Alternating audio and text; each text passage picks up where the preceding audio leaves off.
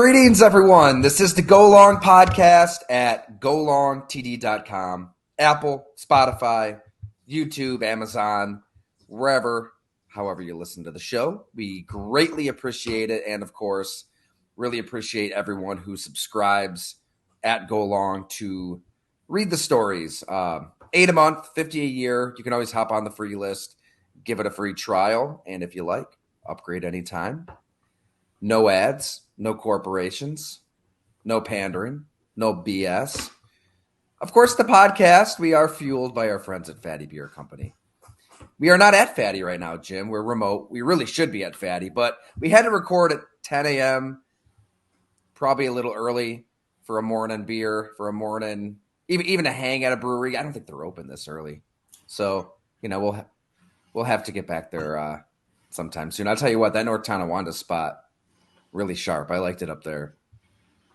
All their spots. It seems like every time we go to a different one we haven't been to, it always seems like it's alive. And when we did that interview, when you were sitting outside, it seemed pretty – I wanted to be there. I wanted to be there with you. But, yeah, man, hey, there's no such thing as – I think it's the good way to say it is we're just not having a beer this morning. There's no such thing as there's no such thing as not – morning beers are fine. They're fine. I don't know the last time I had a beer early in the day, though, to be honest. It's no, same with me. You start having kids, those days start pretty early. Those days are over. Those days are long gone. I will say this, though. That's usually a good sign of the rest of your day is probably going to be pretty fun. If you can remember the times you've had morning beers, the rest of the day usually is fun, however you describe fun. I'll say this, too. I mean, it was the case when Game of Thrones was really at its apex before they lost their way and it became a clown show, Disney-ified. Ugh, man, that last season was so disappointing. All about I'm business. So pissed about it. All about business. Oh, it was just, they're just making money and, forgetting that the Starbucks cup is sitting right there in Game of Thrones times.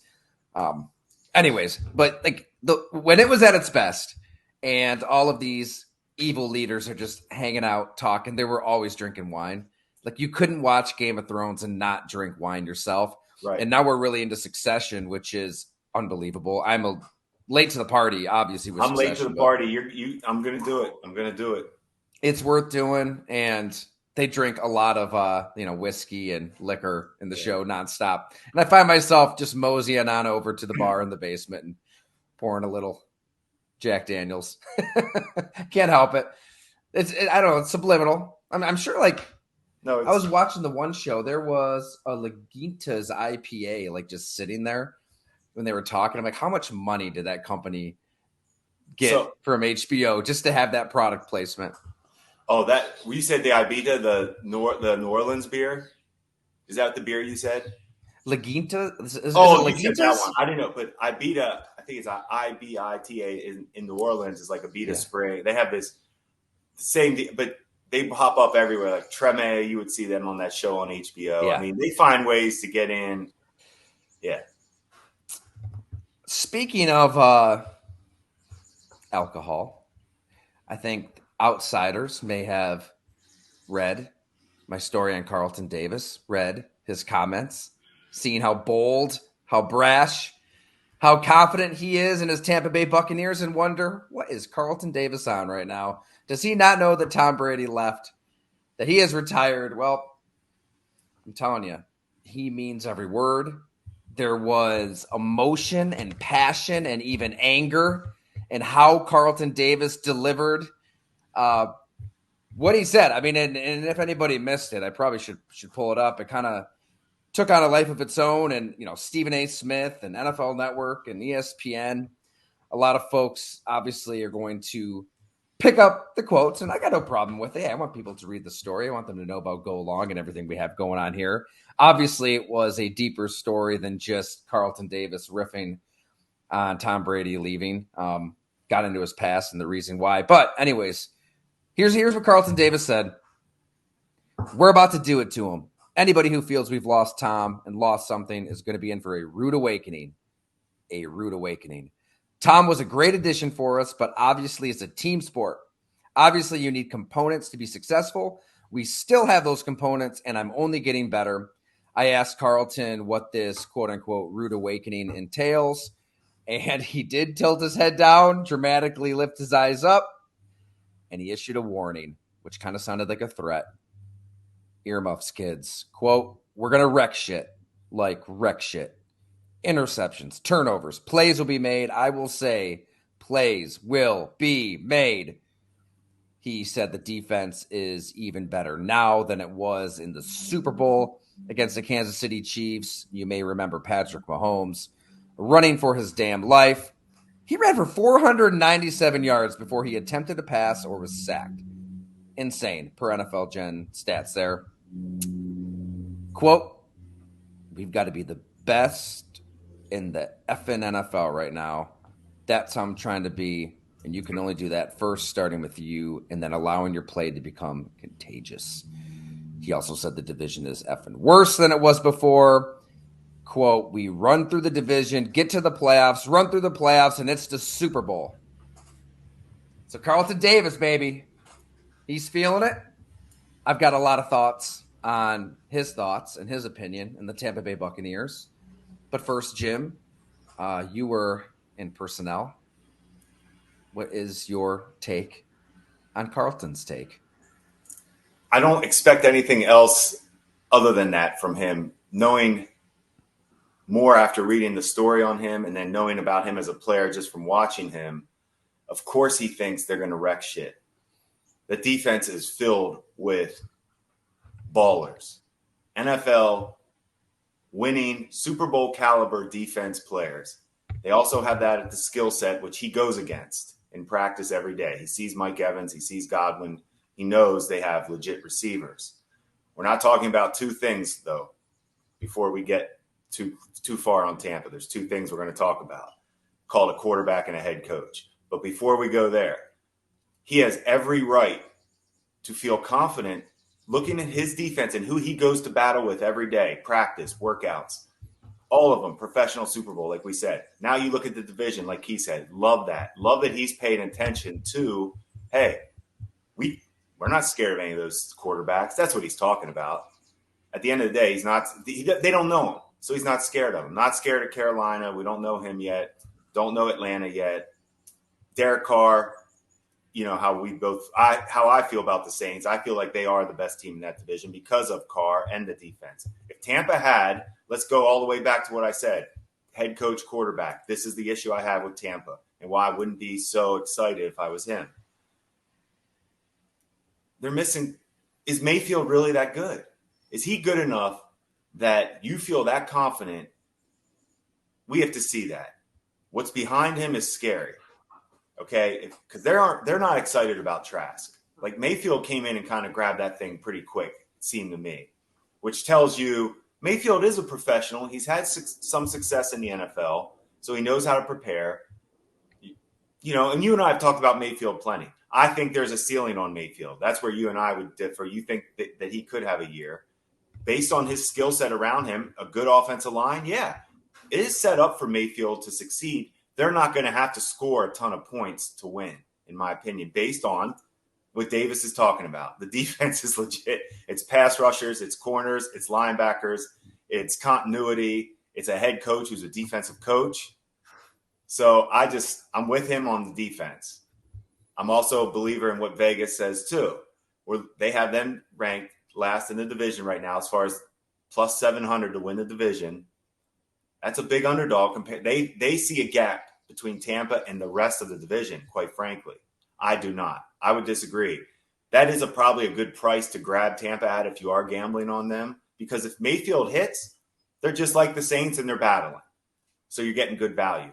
But I don't see them threatening, unless I'm missing something with Mayfield. That would be – and Bowles, quite frankly, I like Bowles as a coach. I respect everything he's done. But has he done anything to make me say they're ready to, take that next step? So Bowles and the quarterback, Mayfield, would be my concerns. That's a great analytical breakdown. Hard to argue. Just defensively, while you mentioned it, for those who might not remember that defense kind of Yeah, chasing. go through some of these around. pass rushers because if you don't know not Barrett, but that other you know who I'm talking about. Is it Tryon? Yeah, that's right. Joe Tryon. Oh, I like him. They drafted, is it Cansey out of Pitt? Yeah. I know the scouts loved him. Go back and read Bob McGinn's draft series on him. Whew. But they still have Devin White. You know, he wasn't quite as good last year, but man, when that defense was firing all cylinders, he really was the Mahomes antidote. He was unbelievable. Incredible blitzer. You know, LSU. You remember those LSU practices? It's different in Baton Rouge. LSU Very in general. different. Look what they have going on in women's basketball, in baseball right now. Like LSU is just athletically, that athletic department is getting it done. Then in the secondary, I mean, Carlton Davis. They re-signed Jamel Dean. I think this is what's really interesting. The Bucs easily could have looked at 2023 as a wash, as what everybody else envisions it to be post Tom Brady. But they gave Jamel Dean a big deal. I think 4 years, $52 million. Levante David had options. I think the Bills looked at Levante David. 10 years, he's been one of, if not the best tackling linebacker in football. They chose to keep him instead of move on from a veteran there. They still have Vita Vea. Logan Hall's a young player. They're hoping to get something out of Shaquille Barrett. Unbelievable tragedy with him and his wife went through losing a child. I believe they are expecting another child. So best to his family. And back in that secondary, Antoine Winfield Jr., the peace sign right in Tyreek's face. This is a defense that is going to blitz a lot, for better or worse. Remember the Cooper Kupp play in the divisional round the year after the Super Bowl, right? That was a game Tampa Bay could have won. That's a Super Bowl they could have won. A few weeks later, they didn't. So they're going to take chances, and that's where Carlton Davis comes into play. I really think his rhetoric means something and has substance to it. This isn't somebody just shooting from the hip. This isn't somebody that really wants to be in the headlines. I didn't really get that sense from Carlton Davis that he is one of those cornerbacks that wants to run his mouth and make himself out to be a caricature or a cartoon. No, that's not him. His play style is a direct reflection of everything you heard. It really is. He wants to get in your grill. It's funny the way his teammate Zion McCollum kind of described his play style. It's like he's trying to punch holes through receivers. He is punching you at the line of scrimmage. I love to complain about the NFL as much as anybody and where it's going with the flags and the fines and softening, but you still have those 5 yards where it's all out war. I mean, you can go to battle. You can do whatever you want. And Carlton Davis, whether you're a 6'4" receiver or a 5'8" receiver who, if you miss, he's gone. See ya, 70-yard touchdown. He doesn't care. He's going to play that game of Russian roulette. So I love it. I love the fact that he's taking ownership of the team, of the mentality. Hell yeah, we're going to win. And hell yeah, we want to win a Super Bowl. Here's why. And also, if we have any Tampa Bay Buccaneer fans listening, I'm going to actually have a long story sometime in August. I spent some time down there speaking to a bunch of players on, okay, this is what Carlton Davis said now. Is he right? I think you kind of know where I'm thinking. I don't think they're going in the Super Bowl, but I think he is onto something. And it does start there with the defense. It starts with a nasty, cutthroat group that he's leading. And I do want to get into his life and what kind of leads to him saying this, but I mean, you are right, Jim. I mean, you got to score points in the NFL still. They've got a lot of questions. They were the worst rushing offense in football. Yeah. Swapping Tom Brady for Baker Mayfield. They think the offensive line is going to be a lot better, but I mean, at the end of the day, you got to score points. So I get it. It's hard for me to counter your point on that front. I just like Baker. I still, for better or worse, that's a hill that I'm posted up on. Yeah, and I'm not saying he can't get better or play better because I've seen him. We talked about it. I'm done on him as far as thinking he's going to be the guy ever. But he still can play well. There's still a spot to play well. When you break down Davis as a player, everything you said, when I look at him and say, okay, he was a second round pick. what I love about him is everything you said. His nastiness at the line is everything. He is so instinctive, and you can tell he actually loves football. His passion stands out. He knows how to play. And we would always say this about great offensive tackles, any really great player, to be honest with you. But tackles sometimes you'll notice offensive tackles who may not be comfortable playing in space athletically because they're not as gifted with their feet. Davis is not the quickest corner you will ever watch as far as coverage goes. He loses space in transition because he is taller, he is leggy. He doesn't have a second gear to catch up. So what I love about him, he knows all that.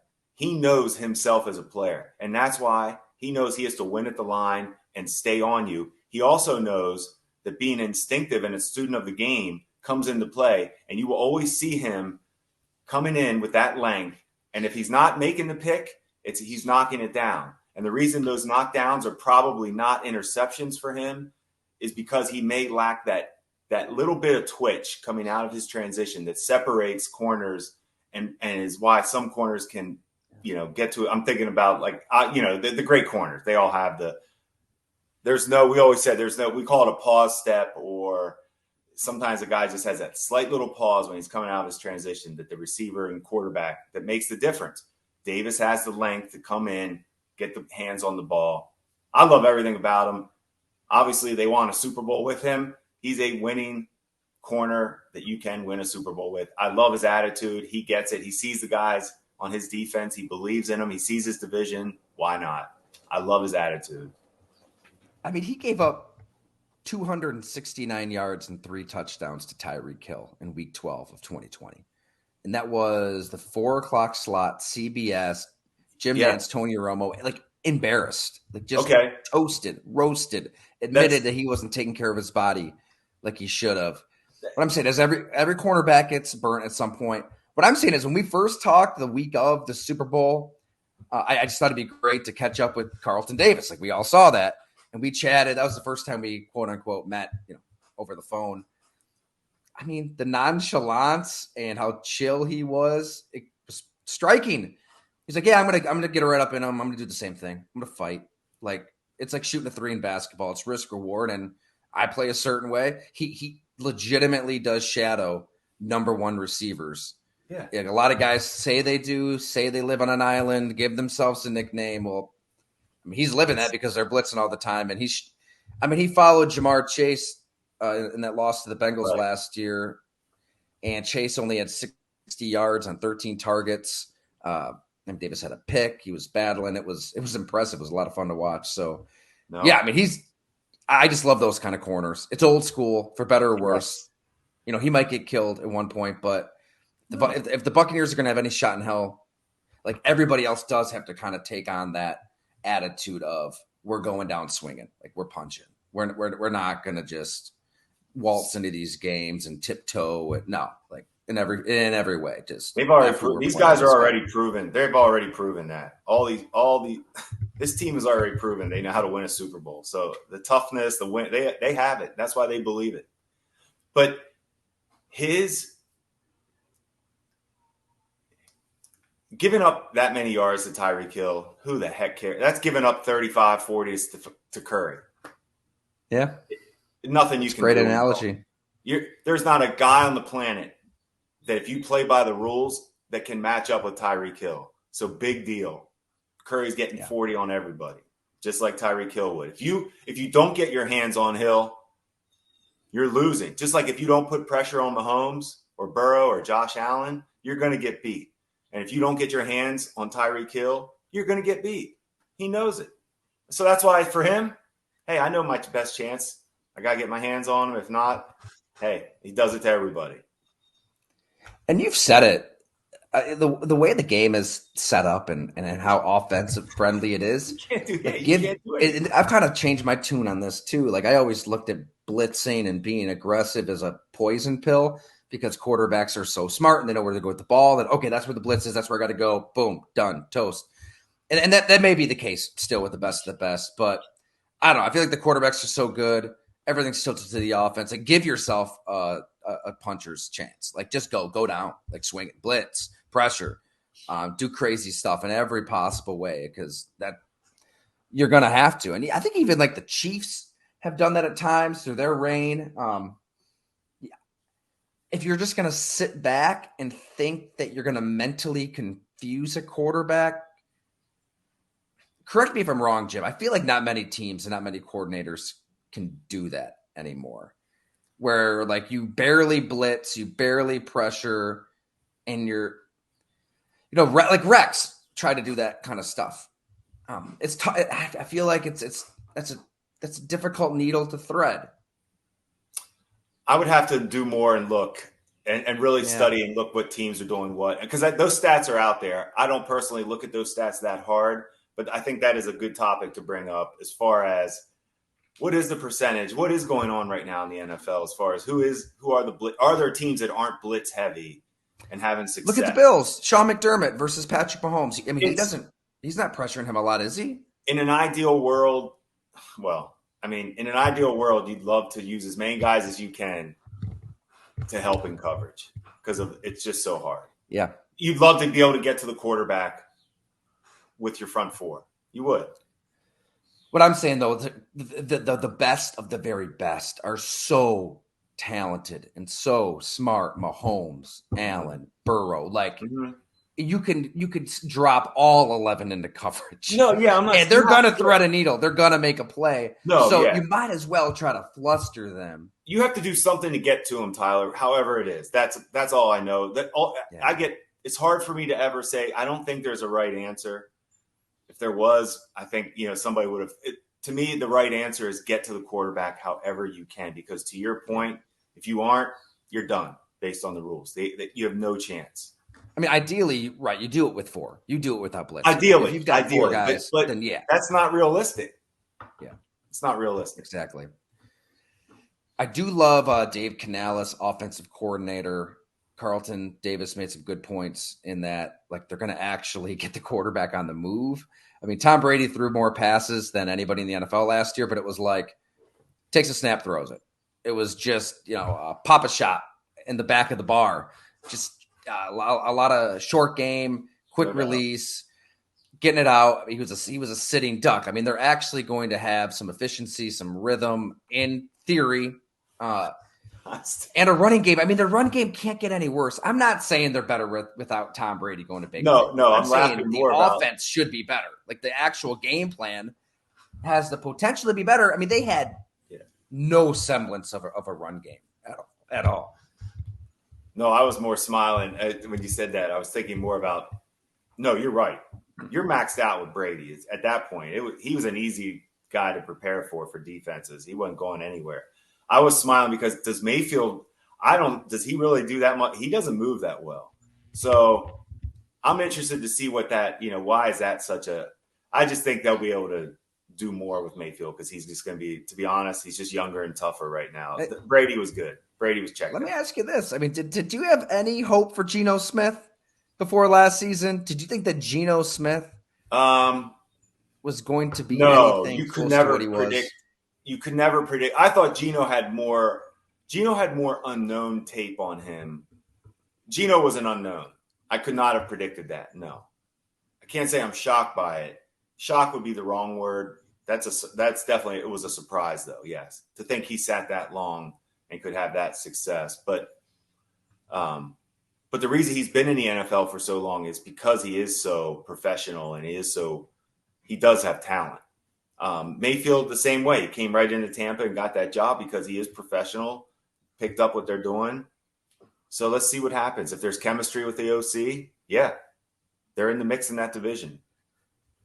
I mean, Canales was the Seattle Seahawks wide receivers coach from 2010 to 2017, and then the quarterbacks coach 2018, 2019, the passing game coordinator 2020, 21, and then the quarterbacks coach in 2022. So I think if there's a common denominator there, I mean, he was with Russell Wilson, Geno, every step of the way. And point being, if he can do with Geno Smith, why not Baker Mayfield?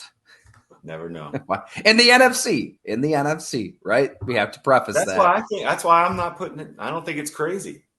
But I'm done predicting. I'm done betting on Baker to a point. After this call, I may take them to win the division because I got you on Atlanta. Now we're going to get you on Tampa. I think Atlanta wins the division still. I'm I still love into what the that Dolphins Atlanta. are I'm doing. still happy with that one. I appreciate that one.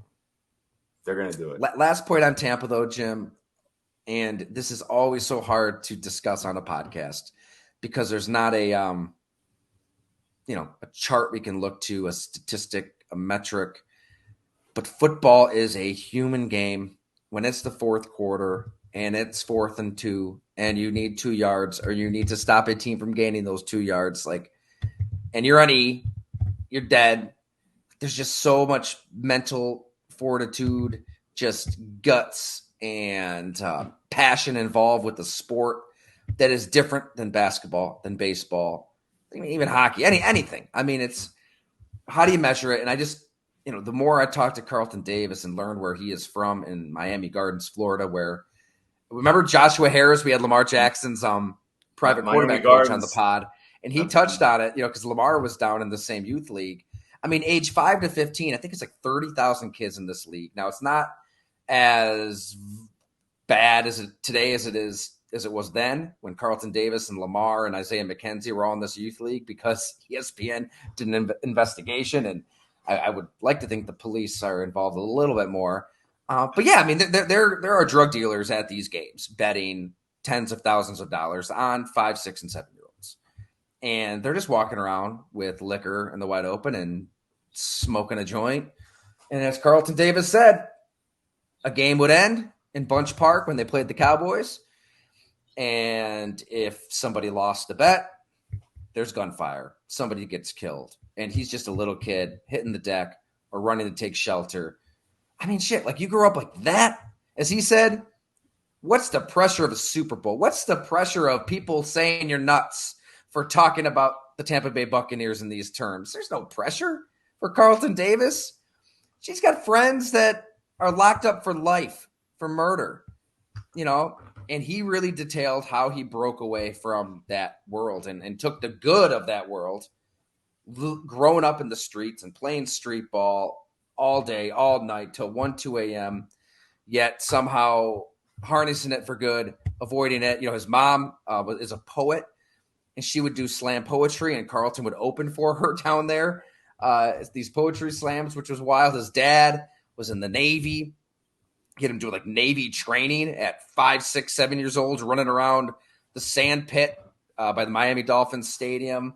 Then his dad leaves him in middle school. So there's some anger pent up there as well. I think this dude's been through a lot, is my point. He's been through a lot, and I don't think you can just overlook it. And that does manifest itself in the sport of football some way, somehow, for good, I believe, for the Tampa Bay Buccaneers. So it matters where you come from, because the game is just, I don't know how you say that helps your team on the field, but it does in those moments, those pressure packed moments, to have somebody who isn't gonna feel pressure. Remember Zay Jones too.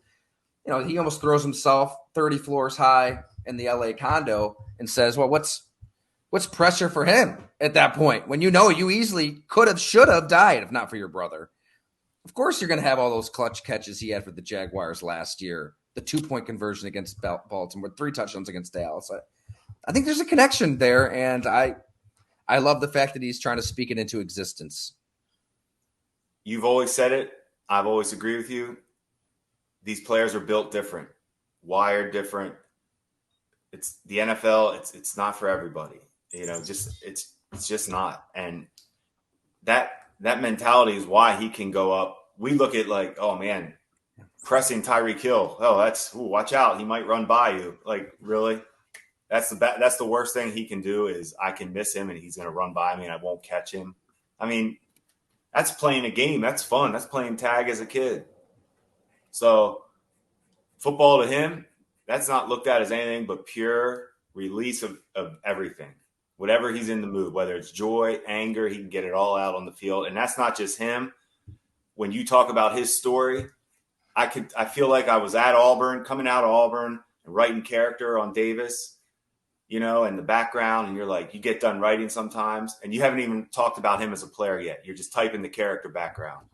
And all of a sudden you're like, holy shit, this, how's he even alive right now? And then you're like, okay, well, Then you type him as a player, you're like, I'd love to have this guy, but man, it's just and it's not just him. There could be two other guys at Auburn's class that went through the same thing in a different part of the country. So it goes to your point again.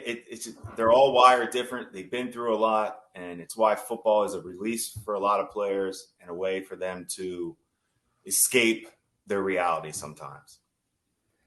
How do you write about that in a scouting report?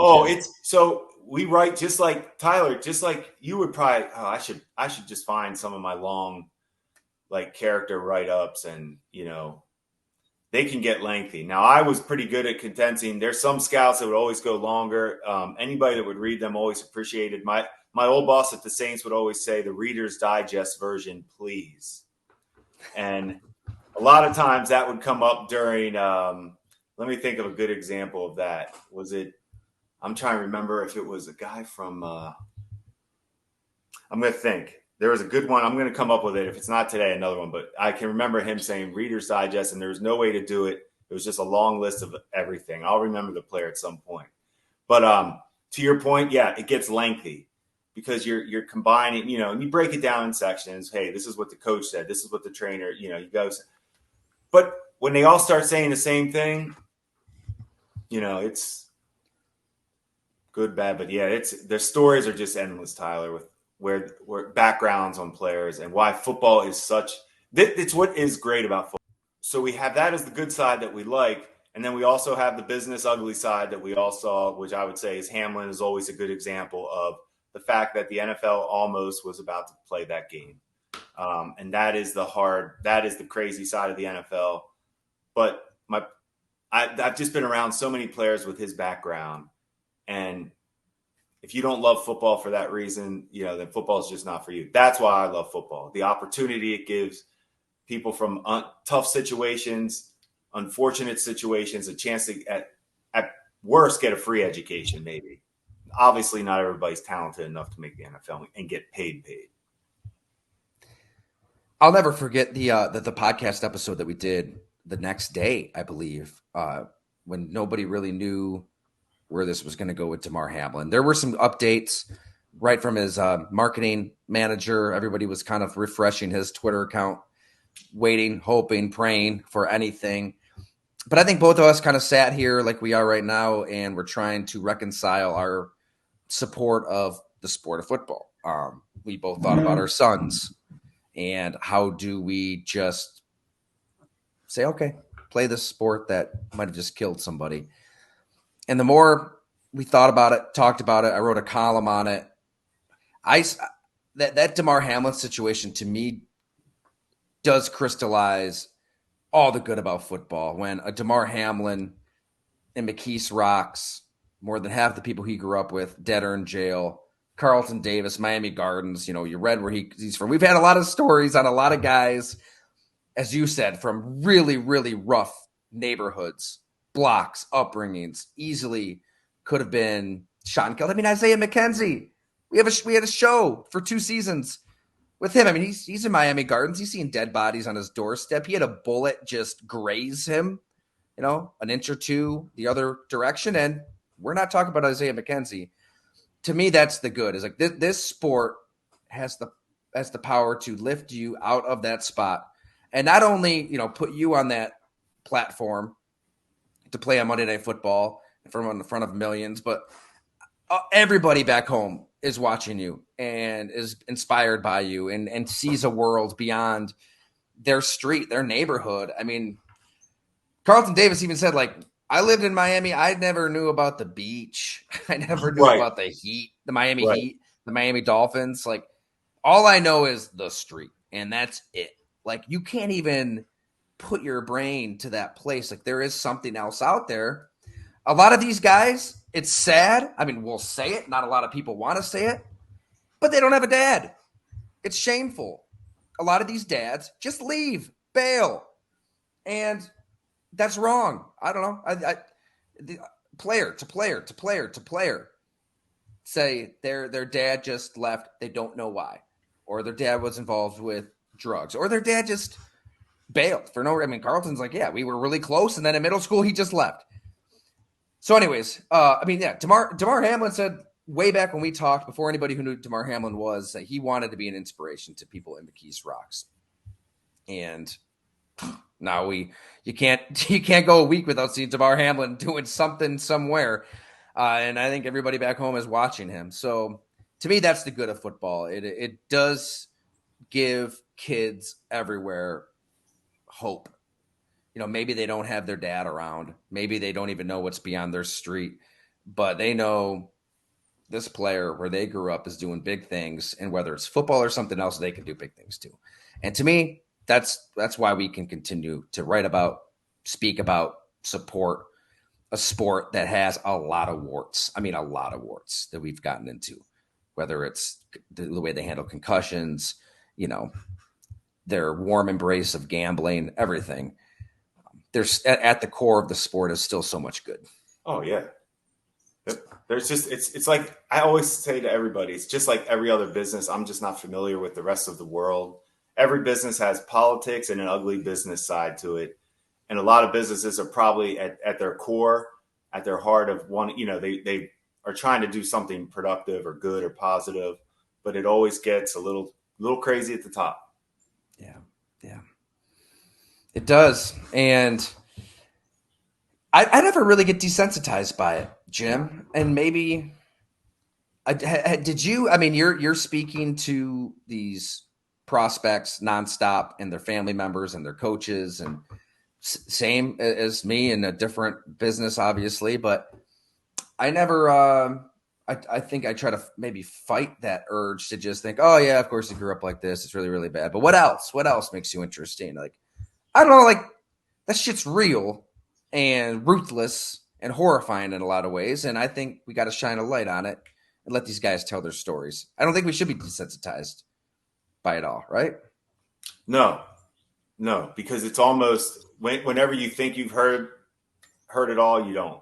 There is always another story that is going to make you shake your head. I mean, Laviska Shenault, was that 2 years ago we wrote about him? I mean, he's in the family car. His dad pulls over, walks outside, and is struck and killed right in front of him. I mean, Tyler, it's real life trauma. You know how Sammy Watkins. When we first kind of met and started doing this podcast, I told you, and I talked about it on the pod, about I was hoping the best, documentary that could be done would be the University of Florida, the urban years. And it's getting made. So my new one, and it goes back to what we're kind of talking about, the new one for me that people would just be fascinated with would be the history of Mobile, Alabama, and all the athletes that have come out of there and their stories. When you really study that region, and it's not just football, check the NBA as well. But it is incredible where that could go. So I think you just talked us into a Senior Bowl trip this year. Maybe we should take the podcast down there. If you'd like to experience the greatest barbecue soul food place that you'll ever have in your life in Saraland, about 15, 20 minutes north of Mobile, called J. Rogers. Okay. I may or may not have a photo in there with some people. And we put them on the map, and I know Andy Reid is a fan of that place as well. Brett Veach as well. So Jay Rogers is the only is really a reason enough to go to Mobile. But if you're trying to really dive into an underrated, great little place, yeah, Winsel's Oyster House too, right? I mean, that's part of the deal. I haven't been at the Senior Bowl. I had some good. I had oysters with Doug Marone there, Russ Brandon. Oh yeah, I remember when I was with the Saints. How does Doug Marone eat his oysters? I don't remember if he was eating or not. He had just been hired with the Bills, so I hadn't seen him in a while. So that was we first kind of started talking again, reconnecting, and then he found out I was obviously tight with Doug Whaley and Russ Brandon, and so that's kind of what led to the reunion there that didn't work. Well, all of the NFL sausage is made in Mobile and Indianapolis. A lot of deals go down in Mobile. All right. Well, I think we need to go. I haven't been there since you and Doug were running the show ahead of the golf Wentz draft. That's when we bumped into each other way back when. I do remember. Jim Nagy, who runs that right now, Senior Bowl is the best it's ever been. His Twitter follow is incredible. We'll get Jim back on the show. I think you've had him on. I wasn't, or did he not? We almost made it happen. Right, I We remember have to get that. Jim on. We'll get That'd it be going great. this year. Great guy, and what he's doing with the Senior Bowl is awesome. So let's do it. We'll get him on real quick before we sign off. I wanted to ask you this, and we're going to get to the. I want to do a podcast on the Los Angeles Rams and Matthew Stafford and what came out on them. But rather than jam it in to the end of this episode, let's give that the real state it deserves. But I threw this question out on the chat app. So if you guys don't have the Substack app, make sure you add it. All the stories, if you subscribe or right on that app. Substack's our platform, obviously, for Go Long, and there's a chat where we'll have game day threads all season. So every Sunday, we're all in there ranting, raving about the games. But I just threw out there, like, okay, this is what Carlton Davis says about the Tampa Bay Buccaneers. We're going to shock the world, putting them on notice, threats, warnings. Here it comes. Similar to Seattle last year when they were kind of left for dead in these power rankings, right? These substantive power rankings, the ugly stepchild of the mock draft. All right, but what is to you? Who is the team that does shock the world this year? If it's not Tampa Bay, because I don't think you're there on Tampa. No. Who do you see as a team that everybody thinks, most everybody thinks, is going to be god awful this year? That actually, let's say, makes the playoffs. I don't know. Okay, that would be tricky for me to say who people think would be god awful, but I'll give you two teams I think maybe that I think could make the playoffs. Pittsburgh Steelers. I don't know how much they're being talked about, but I am a fan. But I put that in way back because I thought Pickett showed signs last year that defense has superstars and they were hurt. So if Pickett takes a step. My question in Pittsburgh is that OC. I'm confused. He scares me to death. But he's the reason. Pittsburgh would be a team in the AFC. NFC, would the Saints count, or are they being talked about? You see what I'm saying? No, you said god awful. I don't think anybody thinks the Saints are going to be god awful. Would a team like god awful is a tricky one. You don't see like the Bears or the Commanders or the Cardinals. Yeah. See, I don't see those teams. Right. I don't see them making a move. I do see them as being not good. I'm with you. I'm not a believer yet. And I want to believe in the Bears, but I need to see it through the air at some point. Fair enough. I like it. How about you? Because that's you said that. I don't, off the top of my head, I don't have any Pittsburgh would be my team that I've been on. I put them in early. Yeah, I like the Steelers. Maybe in the AFC that does qualify because of all the quarterbacks over there. That's why I said them, just because they're kind of buried in the AFC. Yeah. Nobody's really expecting Kenny Pickett to go toe-to-toe with Josh Allen and Joe Burrow, but I kind of like Pickett a lot, and I like the team around him a lot. I like the team around him too. I'll go with Carlton Davis. I think the Buccaneers win 9 games this year and get into the playoffs potentially. I don't know if I can get it goes back to your Mayfield. I mean, I think they're going to be okay. So you're consistent with I like that. Yeah. Rashad White, Chris Godwin, Mike Evans. The line is completely refurbished, so I like Tampa. Of course, in the NFC South. We'll have predictions again, right? We're not doing any Rushmores and rankings, but we'll have our predictions right on the eve of the season, one time. And then we'll just kind of tease up to when we get there. This is a nice week for me of no gambling. Baseball is off on All-Star break. There's no golf going right now, so take a couple days off here, and I don't want to make any predictions right now. I like it. All right, Jim.